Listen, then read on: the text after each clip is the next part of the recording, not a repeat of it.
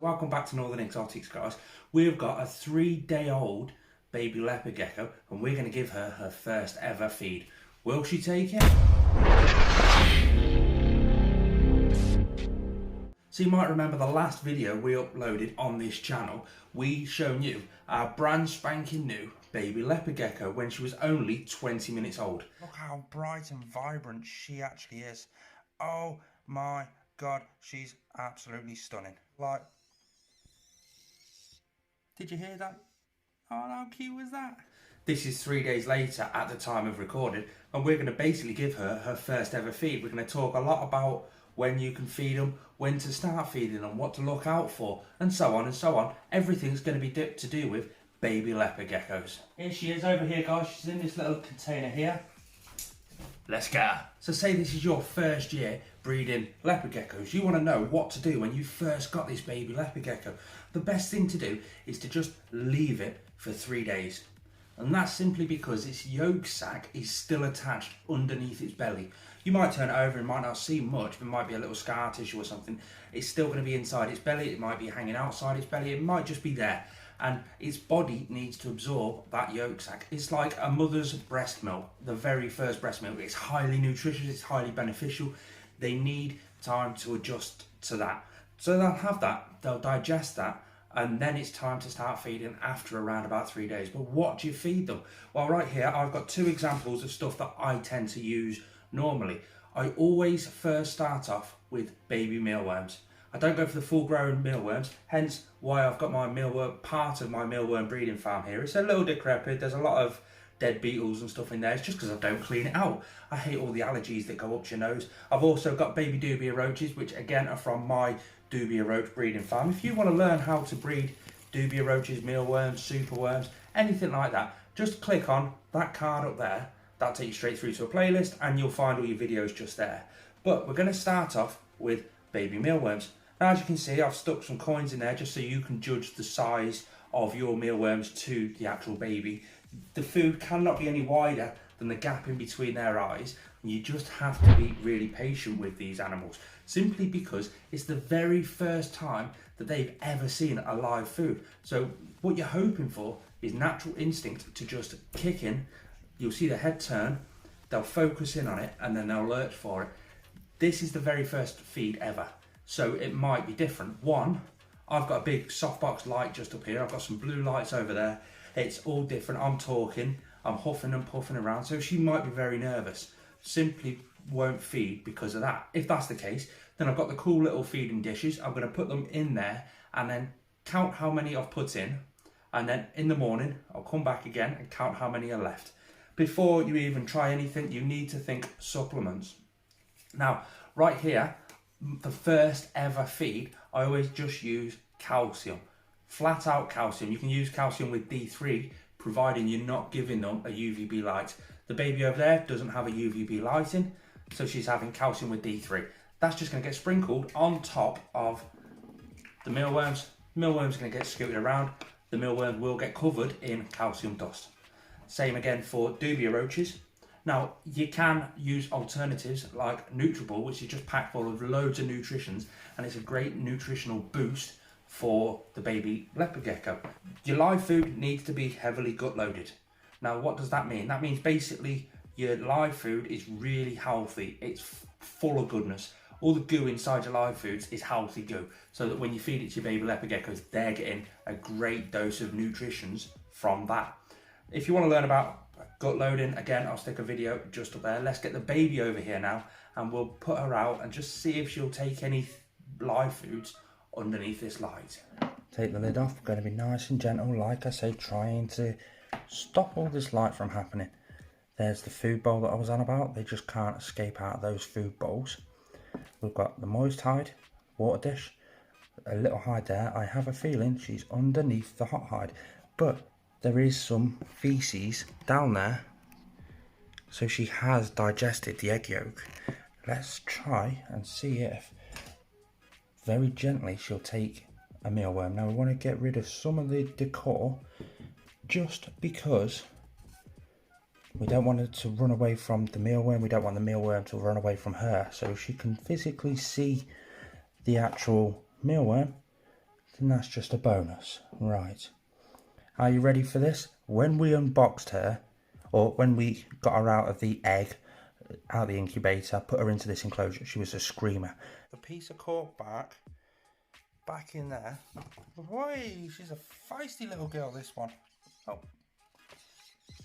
She would run around screaming and charging, so I don't know what kind of mentality she's going to be in. But it's stuck down. What do you think about that then, guys?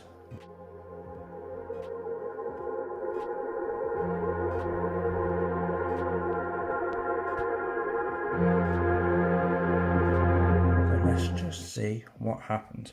I'm going to use one of the larger sorts of mealworms I've got, still not adult size. And it's running away from her.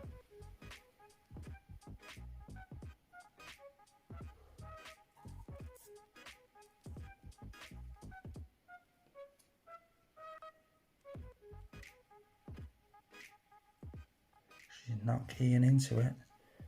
Oh, but her head is turning. She's got a little bit of interest. Oh. No.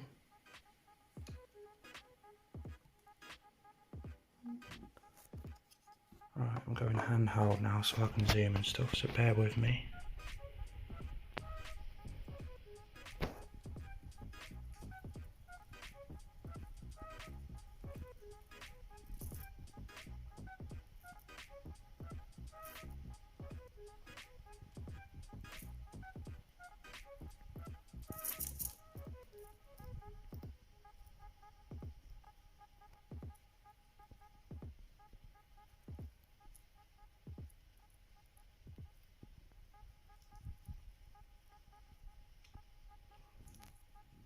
It does look like she's struggling a little bit.